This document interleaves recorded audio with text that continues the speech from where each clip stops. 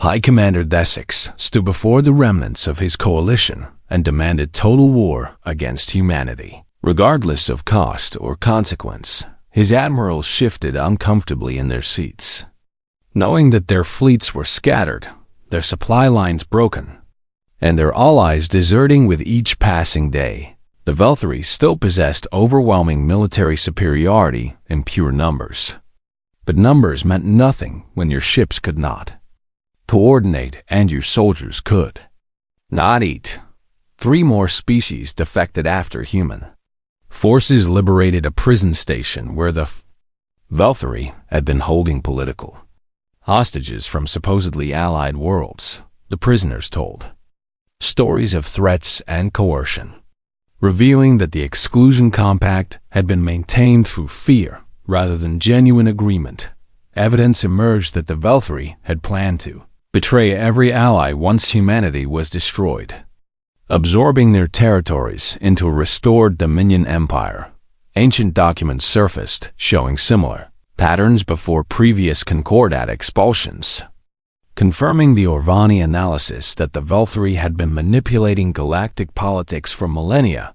The coalition collapsed entirely when the Velthari's oldest ally, the insectoid Kirik swarm, announced they were switching sides after reviewing the accumulated evidence. Admiral Doan Park assembled the combined human fleet for what everyone expected to be the final confrontation of this devastating war. 200 warships gathered at the edge of Velthari space, representing everything humanity had built and everything they were willing to sacrifice.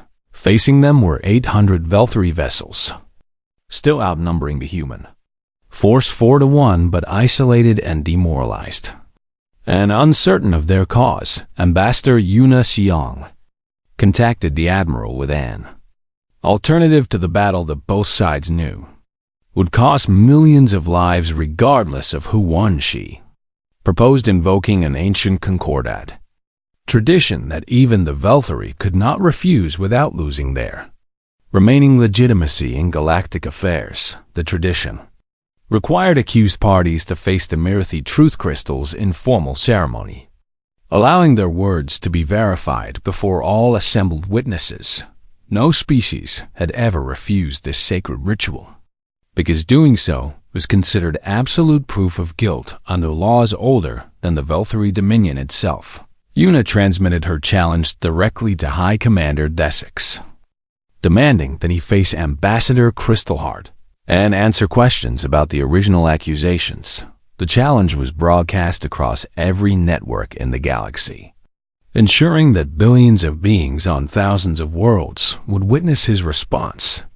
Desix understood the trap perfectly, because accepting meant his lies would be exposed, and refusing meant admitting guilt without any trial at all. His advisors urged him to fight, arguing that military victory could still be achieved if they concentrated their forces and accepted heavy casualties. But the other species watching would never forget a leader who chose war over truth, and the Velthari would become pariahs regardless of battlefield success. The High Commander accepted the challenge with what dignity he could muster, hoping to somehow manipulate the proceedings through technicalities or delays. The ceremony took place on Axis Prime, where this nightmare had begun, with representatives from every spacefaring species in attendance as witnesses. Ambassador Crystalheart stood at the center of the great chamber, their crystalline body prepared to reveal truth and lies through patterns of refracted light. High Commander Desix approached the truth-speaking circle with his entourage of lawyers and advisors who had prepared arguments for every anticipated question. Yuna watched from the human delegation's platform, remembering the last time she had stood in this hall and the betrayal that had followed. The Mirathi asked simple questions that required simple answers. Did Velthari forces fabricate the evidence of human attacks on your border colony? Desix attempted to deflect with technical language and qualified statements that avoided direct lies while concealing the truth beneath layers of misdirection. But the truth crystals did not measure words, they measured intent, and every evasion registered as deception in patterns visible to every being watching. The light show was devastating, revealing not just lies about humanity, but deception stretching back centuries that implicated the Velthari in countless crimes. Previous species had been framed and destroyed based on fabricated evidence. Wars had been engineered to eliminate rivals. Alliances had been manipulated through blackmail. The Velthari had built their empire on a foundation of lies, so vast that exposing them took hours of continuous testimony and crystal verification. When it finally ended, Thesek stood alone in the center of the chamber. His deceptions lay bare before the galaxy he had tried to dominate. The assembled representatives voted immediately to expel the Velthari from the Concordat they had corrupted. Stripping them of territories and protections, Velthari fleets were ordered to withdraw to their original homeworld, surrendering the vast empire they had accumulated through millennia of manipulation. Admiral Park stood down the human fleet without firing a shot, achieving through truth what weapons could never have accomplished through force. The aftermath brought chaos as species that had been enemies for generations suddenly found themselves rebuilding relationships. Without Velthari interference, Yuna led the human delegation in proposing reforms that would prevent any single species from ever again dominating galactic politics through deception. She suggested replacing the Concordat with a true galactic union, built on democratic principles, with the Mirithi serving as permanent truth keepers.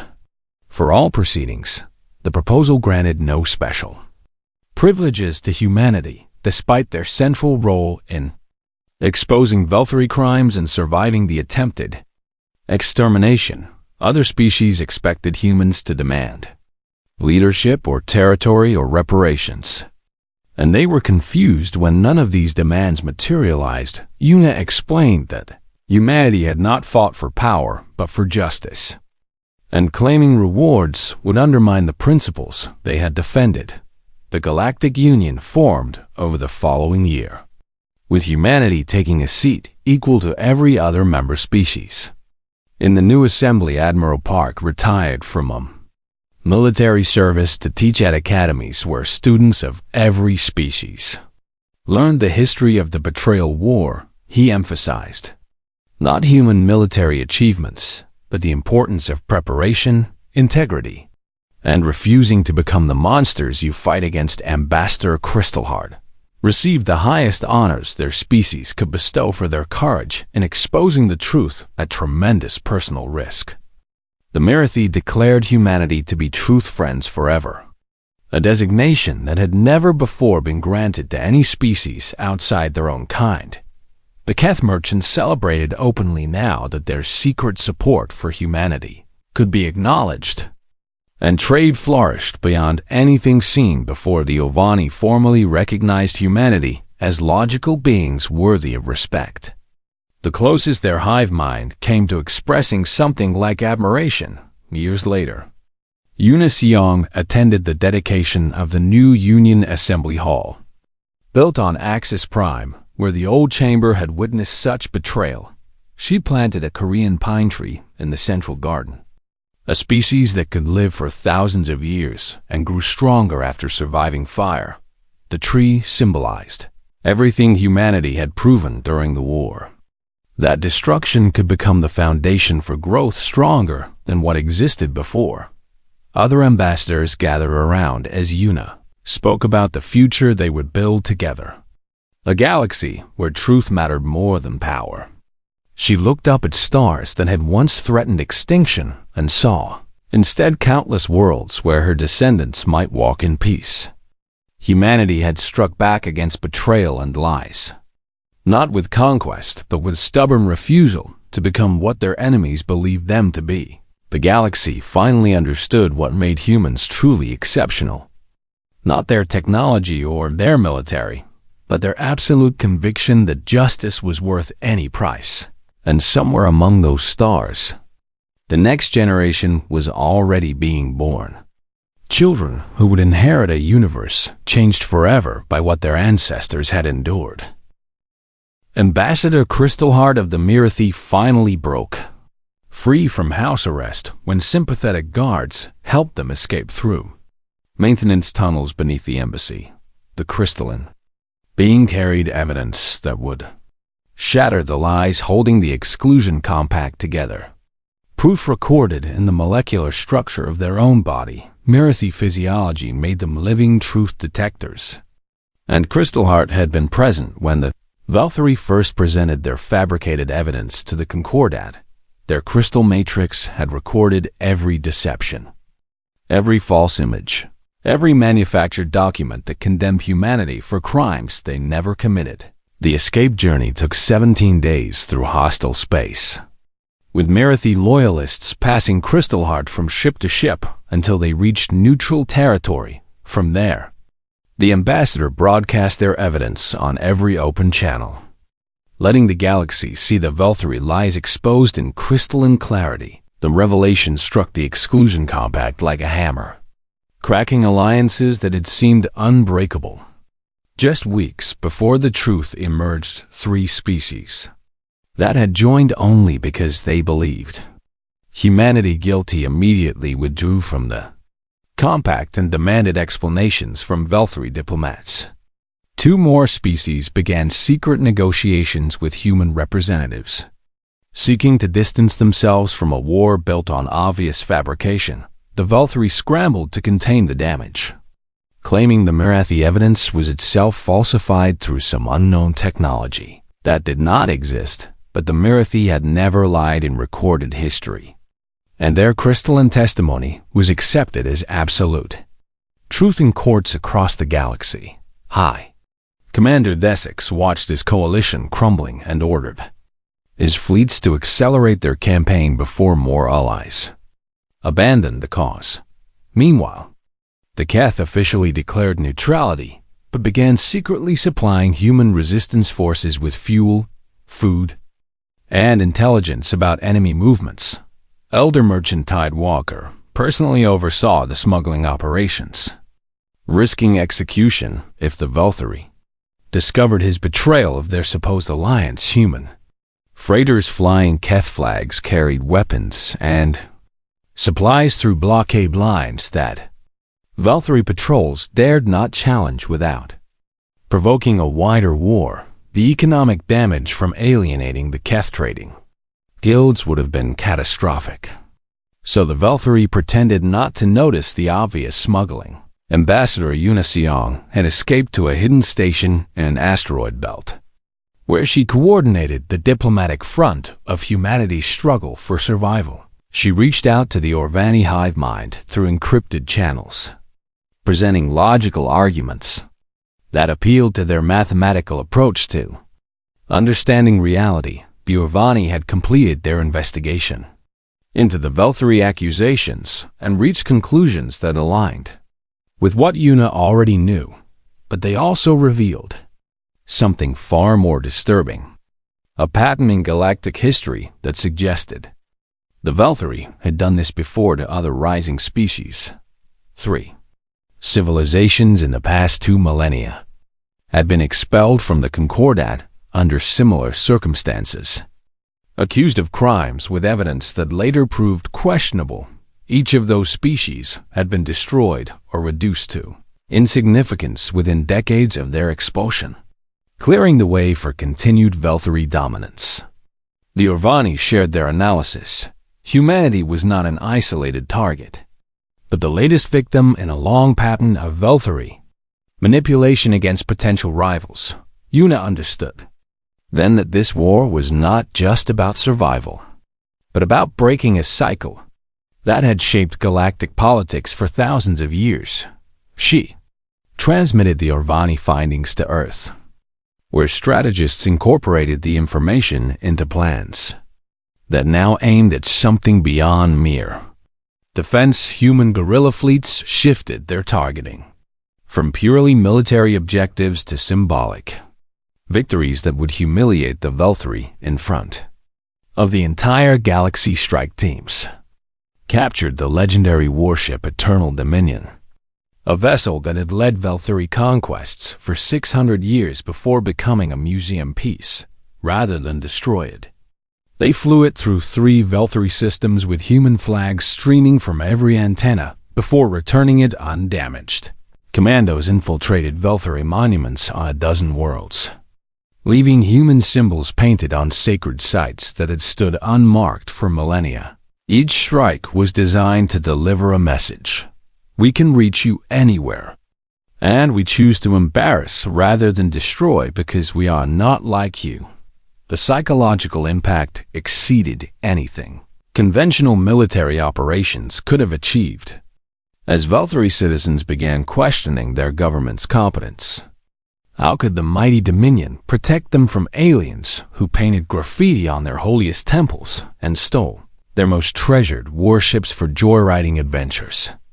Admiral Park coordinated the guerrilla campaign from a mobile command center that never stayed in one place longer than 48 hours. His strategy required perfect intelligence and split-second timing, which human operatives across the galaxy provided through networks built over 4 decades. The climax came when special forces infiltrated the Velthuri homeworld itself. Bypassing orbital defenses and planetary shields through maintenance access codes humans had installed years ago, they reached the High Temple, the most sacred site in Velthuri civilization, where no alien had ever been permitted to set foot in recorded history. The team painted a human flag on the temple's central spire, transmitted images to every news network in the galaxy, and escaped without firing a single shot. The message accompanying the images was simple. We were here. We could have done anything. And we chose to leave you alive, because that is who we are. High Commander Desix received the transmission while meeting with his remaining allies, and he watched their faces shift from shock to fear to something like doubt. The Velthuri had presented themselves as invincible protectors who would shield lesser species from human aggression. And now they could not even protect their own temple. 3 more species announced their withdrawal from the Exclusion Compact within hours, leaving the Velthuri with only their most loyal vassals still supporting. The war Una watched the political collapse from her hidden station and began drafting proposals for what would come after the fighting finally ended. Humanity had proven they could not be destroyed through betrayal and lies, but proving something and achieving lasting change were very different challenges. The real victory would come not from humiliating the Velthuri, but from building something better than the corrupt system that had allowed this war to happen. She looked at star charts, showing the shifting lines of alliance and opposition, and she saw opportunities that had not existed when this nightmare began. The galaxy was watching humanity, and what they saw was not the aggression the Velthuri had promised, but something far more compelling and far more dangerous to tyrants.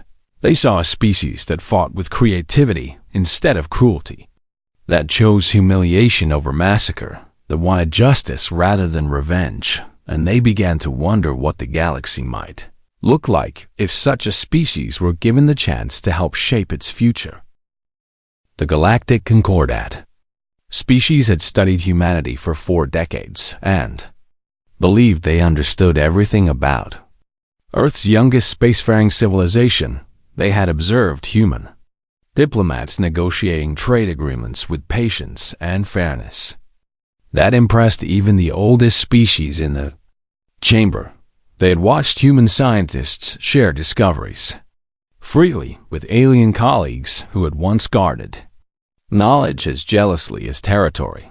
They had seen human colonists build communities that welcomed all species, creating cultural melting pots where different beings learned to live together, but they had never studied human history because they considered the past of such a young species irrelevant to understanding their present behavior. This was their greatest mistake. An Operation Blackout would teach them exactly how wrong they had been about the nature of humanity. The first phase activated 72 hours after the Exclusion Compact took effect. when communication relays across 12 star systems suddenly went dark. Human engineers had built those relays during the great infrastructure expansion of the previous decade, and they had included certain features in the designs. These features were never documented in official records, hidden deep within systems that alien technicians lacked the training to properly examine. When the activation codes arrived, the relays did not simply shut down, but began spreading cascading failures through connected networks. Valkyrie fleet coordination collapsed within hours as admirals lost contact with their ships and commanders received orders days after they were sent. Military campaigns that required precise timing fell apart as units arrived at wrong locations or attacked empty space where enemies had already moved. The second phase targeted research stations where human scientists had worked alongside alien colleagues for years, building relationships and earning trust. These scientists had access to classified military data that their hosts never imagined they would steal, because such betrayal seemed contrary to human nature. But humanity had learned long ago that survival sometimes required actions that contradicted comfortable assumptions about civilized behavior. Terabytes of encrypted data flowed through hidden channels to secure servers on Earth, including fleet deployments and defensive weaknesses and strategic plans. The Valkyrie discovered too late that their most sensitive military secrets had been compromised by the friendly humans they had welcomed into their laboratories. Phase 3 struck at the economic foundations that supported the war effort against humanity, targeting supply chains that human merchants had managed for decades. Human freighter captains who ran cargo routes simply stopped delivering to hostile worlds, citing safety concerns that no one could reasonably dispute. Factories that depended on human-supplied components found their production lines grinding to a halt as stockpiles ran out, and replacements never arrived. Food distribution networks that humans had optimized for efficiency began failing in ways that caused shortages on worlds that had never known hunger. The Valkyrie had not realized how deeply humanity had woven itself into the fabric of galactic civilization during 40 years of peaceful integration. They had seen humans as useful workers and clever traders, never understanding that usefulness was itself a form of power when properly leveraged. Within 1 week of Operation Blackout's activation, the Valkyrie economy began showing signs of stress that their economists struggled to explain. Within 2 weeks, 3 hostile species experienced civil unrest as citizens demanded to know why basic goods had become scarce overnight. Within 1 month, the Grand Alliance against humanity had lost more fighting capacity to supply failures than they would have lost in a dozen battles. High Commander Desix raged at his subordinates, demanding explanations for failures that seemed to multiply faster than his staff could address them. His advisors reminded him that humans had built much of the infrastructure his empire now depended upon, and he finally understood his error. He had assumed that removing humanity from the Concordat would simply eliminate a rival, never considering what happened when you declared war on your own foundations. The Valkyrie had millennia of military experience and fleets that dwarfed anything humanity could field in direct confrontation. But they had never fought an enemy that did not care about holding territory, or winning decisive battles, or any traditional measure of victory. Humans fought like the persistence predators their ancestors had been on the ancient plains of Africa, following prey until exhaustion made killing easy. They did not need to defeat the Valkyrie fleet in combat. They only needed to keep it from functioning effectively, while attrition did the rest. Reports reached Desix of human raider squadrons striking supply depots and disappearing before response forces could arrive to challenge them. His commanders begged for reinforcements to protect vital installations. spreading their forces thinner and thinner across territory they could not adequately defend. The humans seemed to be everywhere and nowhere, attacking weakness and avoiding strength with intuition that bordered on precognition. What Desix did not know was that Operation Blackout included human intelligence officers who had spent decades mapping every vulnerability in Velthury space. They knew which systems were essential and which were merely important, which commanders were competent and which would panic under pressure. 40 years of smiling cooperation had given humanity a complete picture of their enemy, while the Velthury had learned almost nothing about human capabilities. The High Commander finally ordered his analysts to study human history, hoping to find some pattern that would help him predict their next moves. What they found horrified them, because human history was written in blood and fire and the corpses of enemies who had underestimated them. They read about human civilizations that had fought for centuries rather than submit, about sieges that lasted generations and guerrilla wars that never truly ended. They learned that humans had once nearly destroyed themselves with weapons that could crack planets, yet had somehow pulled back from extinction at the last moment. The Velthury had evolved as apex predators on a peaceful world, rising to dominance through superior intelligence rather than survival against constant threats. They had never faced an enemy that considered suffering a kind of temporary inconvenience and extinction merely a challenge to be overcome through sheer determination. Admiral Park watched the reports flowing in from across the galaxy and allowed himself a moment of grim satisfaction at plans working exactly as designed. The enemy had expected humanity to fight like every other species in the Concordat, defending territory and seeking negotiated settlement when the cost grew too high. Instead, humanity fought like humanity, with creativity and spite and absolute refusal to accept any outcome other than survival on their own terms. The stars that had seemed so hostile just weeks ago now looked like a battlefield perfectly suited to the kind of war humans had always excelled at waging. This was only the beginning, and the galaxy would soon learn what happened when you gave humanity a reason to remember who they truly were. The unified Earth government convened an emergency session as Yuna's message reached the planet, and within 1 hour every leader on the homeworld gathered in the great chamber beneath.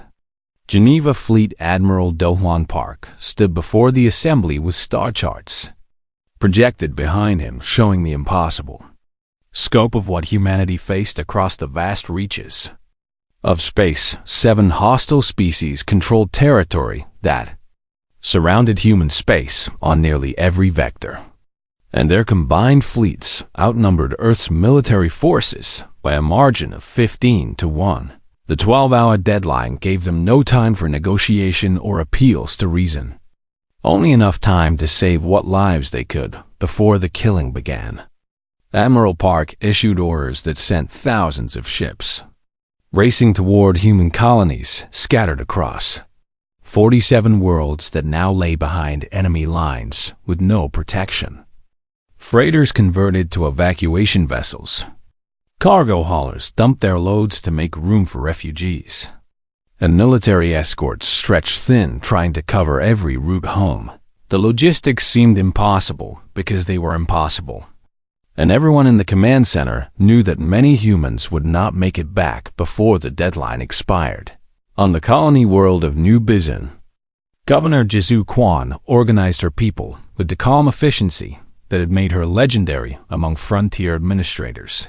She had 4 ships and 12,000 citizens, which meant choosing who would live and who would stay behind to face whatever the Velthury had planned. The governor made her choice without hesitation, loading children and families first, while she and her administrative staff remained to maintain order until the last possible moment. Similar scenes played out across the galaxy as humans faced the ancient choice between self-preservation and sacrifice for those who could not save themselves. Meanwhile, 3 species had abstained from signing the Exclusion Compact, and their silence offered the faintest hope that humanity might find allies in the coming darkness. The Marathi had tried to speak against the Velthri accusations, for their crystalline bodies could detect lies the way humans could detect light and sound. But Velthri guards had silenced them before they could reveal the fabrication. And now the truth speakers found themselves under house arrest in their own embassy. Ambassador Crystalheart reached out through secret channels to warn humanity that the evidence was false, risking everything to honor the friendship they had built over decades.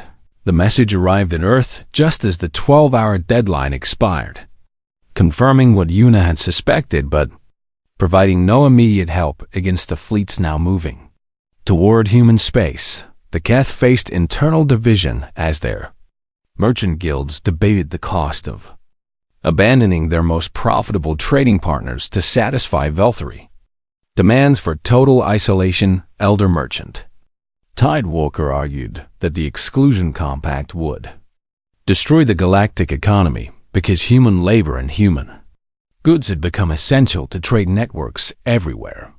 But fear of Velthri retaliation kept the Keth officially neutral, though many individual traders quietly plotted ways to continue doing business with their human friends. The Irvani hive mind processed the situation with cold logic that rejected emotional appeals from both sides. Seeking only truth through mathematical analysis, their consensus emerged slowly. The probability of humans attacking a Velthri colony unprovoked was nearly zero based on 40 years of observed behavior patterns. Something did not add up in the Velthri presentation, and the Irvani began their own investigation while maintaining careful neutrality in the growing conflict. As clocks counted down the final minutes of peace, 2 human cargo vessels found themselves trapped in Velthri-controlled space with nowhere to run. The freighter crews had tried everything to escape, pushing their engines beyond safe limits and begging for sanctuary at neutral stations that refused to help. Velthri warships surrounded them as the deadline passed, and High Commander Thesix himself ordered the executions to be broadcast across every communication network in the galaxy. The crews were given no trial and no chance to surrender. Only death delivered with cold efficiency, while billions of beings watched from worlds across the stars. Captain Yunji Moon of the freighter Starlight promised faced the Velthri boarding party with dignity that shamed her executioners. Refusing to beg or plead for mercy, her final words before the broadcast cut out were simple: "Tell Earth we did not kneel." Those words spread faster than any fleet could travel, reaching every human ear within hours and igniting something that the Velthri had not anticipated. Grief turned to rage, turned to cold determination as humanity watched their people murdered for a crime they did not commit by enemies who feared their potential. Admiral Park received authorization from the unified government for Operation Blackout, a contingency plan that had existed in secret since the first year of human membership, and the Concordat Earth's leaders had always known that joining a galaxy full of ancient and powerful species carried risks that required preparation for the absolute worst scenarios. They had smiled and traded and cooperated for 40 years while quietly building the infrastructure for survival against exactly this kind of coordinated betrayal. The Admiral opened sealed orders that only 7 people in human space had known existed, and he began issuing commands that would reshape the coming war. Human engineers who had helped build Concordat infrastructure received activation codes they had carried in secret for decades. Waiting for this moment, human scientists embedded in alien research programs, prepared to transmit everything they had learned, to secure databases that the enemy could not access. Human merchants who controlled supply chains across the galaxy received instructions to begin the careful process of economic warfare against hostile species. Operation Blackout was not a military strategy in the conventional sense, because humanity knew they could not win a direct confrontation against superior numbers. Instead, it was a reminder to the galaxy of something. The ancient species had forgotten in their arrogance and their certainty of easy victory. Humans were persistent predators, evolved on a world that tried to kill them every day. And they had survived by being more stubborn than anything that hunted them. They did not need to win every battle or hold every system. They only needed to keep fighting until their enemies understood the true cost of war. Admiral Park looked at the star charts, showing enemy fleets advancing on human space. And he smiled for the first time since the crisis began. The Velthari thought they had planned for everything, but they had never imagined what humanity would do when pushed to the edge of extinction. Let them come, the Admiral thought, and let them learn why every human child grew up hearing stories of ancestors who refused to die quietly. The great station called Axis Prime floated at the center of known space like a jewel suspended in eternal darkness. And its halls had witnessed 300 years of peace between the 12 spacefaring species of the Galactic Concordat. Ambassador Yuna walked through corridors lined with delegates from worlds she had only read about in her youth. And she still felt wonder at how far humanity had come in just 4 decades since first contact. The annual Summit of Voices brought together leaders from every corner of the galaxy. And tonight's ceremonial dinner would celebrate another year of cooperation and shared prosperity among species that had once waged terrible wars against each other. Yuna adjusted her formal robes and checked her appearance in a reflective panel before entering the Grand Assembly Hall, where floating platforms carried dignitaries above a floor made of transparent crystal that revealed the stars beneath their feet. She took her place at the human delegation's table, surrounded by her staff of 12 diplomats who had trained their entire lives for this sacred duty of representing Earth among the stars. The Velthari delegation sat across the vast chamber, their scaled bodies adorned with ceremonial armor that gleamed under the artificial sunlight projected from the domed ceiling above them. All High Commander Desix led their group, and his ancient eyes had watched humanity's rise with something Yuna had always mistaken for curiosity, but now understood as something far more dangerous.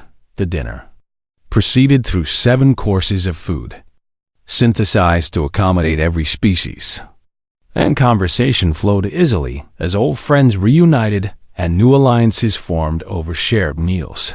Yuna spoke with the Murithi ambassador, a being of living crystal whose body refracted light into rainbows whenever truth was spoken in their presence. And she valued their friendship deeply. The Keth Trade Minister discussed new shipping routes with her deputy, his amphibious features animated with excitement about profits that would benefit both their peoples equally. Everything seemed perfect, until High Commander Desix rose from his platform and requested the attention of all assembled delegates for what he called a matter of grave importance. The hall fell silent as holographic projectors activated around the Velthari delegation, and images began appearing in the air above them for everyone to witness. Yuna saw what appeared to be human warships attacking a Velthari border colony, and she watched in confusion as buildings burned and civilians fled from weapons fire that bore human signatures. The footage showed destruction on a massive scale, with thousands of Velthari dead and entire cities reduced to smoking ruins by what the evidence claimed were Earth military forces. Yuna stood immediately and declared this to be impossible, for she knew every human military deployment in the galaxy, and none were anywhere near Velthari space. But Desix ignored her protests and continued his presentation, revealing documents that supposedly proved human command authorization for what he called an unprovoked act of war. 6 other species rose from their platforms simultaneously and their representatives announced that they had signed something called the Exclusion Compact in secret meetings over the past month. Humanity was expelled from the Galactic Concordat, effective immediately. And all human vessels had 12 standard hours to vacate protected space or face destruction by combined fleet action. Una felt the blood drain from her face as she realized the magnitude of what was happening around her. And she looked desperately toward her allies for support, the Mirathi. Ambassador's crystal body flickered with colors Una had never seen before, patterns that suggested distress and warning. But Velthari guards moved to block any communication. The Keth Trade Minister looked away when Una caught his eye, shame and fear mixing on his amphibious features as he remained silent. Despite their years of friendship, only the Orvani observer seemed unmoved. Their hive-mind consciousness, processing the accusations with cold logic that apparently found something deeply wrong with the presented evidence. Una demanded the right to respond, citing 300 years of Concordat law that guaranteed accused parties the chance to defend themselves. Before judgment was rendered, Nesek smiled with teeth and it evolved to tear flesh. And he informed her that the Exclusion Compact superseded old laws that no longer applied to species deemed hostile. The other human delegates gathered around Una as hostile murmurs spread through the assembly hall. And she felt centuries of carefully built trust crumbling in a single terrible night. She understood now what she should have seen years ago, that the Velthari had never accepted humanity's rapid rise to influence within the Concordat's political structure. 40 years was nothing to a species that had ruled stars for millennia, and they had simply waited until they could engineer the perfect moment to strike. Una ordered her delegation to return to their ship immediately, while she made one final attempt to reach any ally who might listen to reason. She approached the Mirathi ambassador directly, but Velthari guards intercepted her before she could speak, and she watched helplessly as her crystalline friend was escorted away. The walk back to the human vessel felt like crossing a battlefield, with former friends averting their eyes and former partners pretending not to know her name. Junior Ambassador Minho Park met her at the airlock with reports flooding in from human colonies across the galaxy, all telling the same story of sudden hostility and demanded evacuation. Their ship detached from Axis Prime and began the journey back to Earth at maximum speed. While Una composed the most important message of her life, she recorded her warning for the unified Earth government, explaining everything she had witnessed and everything she now understood about Velthari intentions toward humanity. The fabricated evidence meant nothing compared to the real goal, which was eliminating humanity before they became too powerful to remove from galactic politics. Una looked out at the stars that had welcomed humanity with such promise just 40 years ago, and she felt grief for the peace that had died tonight. But beneath the grief burned something else, something that humans had carried in their hearts. Since the first ancestor picked up a stone to defend their family, she thought about Earth's history, about all the times humanity had faced extinction and refused to accept it, about the stubborn survival instinct that defined her species. The Velthari believed they had trapped humanity with their lies and their secret compact. But they had made a mistake that would cost them everything. They had studied human diplomacy and human trade and human science, but they had never bothered to study human war. Una finished her message and transmitted it on every secure channel available to her, knowing that by the time she reached Earth, the entire planet would be preparing. The words she chose were simple because the situation required no eloquence, only truth that would reach every human heart across the darkness of space. Her message read, "They are coming for us, and they think we will break, that they have forgotten what we are. So show them why humanity survives." She sat back in her chair as the ship jumped to faster-than-light travel, carrying her warning home to a species that had faced countless enemies throughout its long history. The Galactic Concordat had fallen in a single night, and the galaxy believed humanity would fall with it. But Yuna knew better than any alien what her people could do. Tomorrow would bring war unlike anything the stars had ever witnessed. Because humanity did not surrender, and humanity did not forget, and humanity always struck back.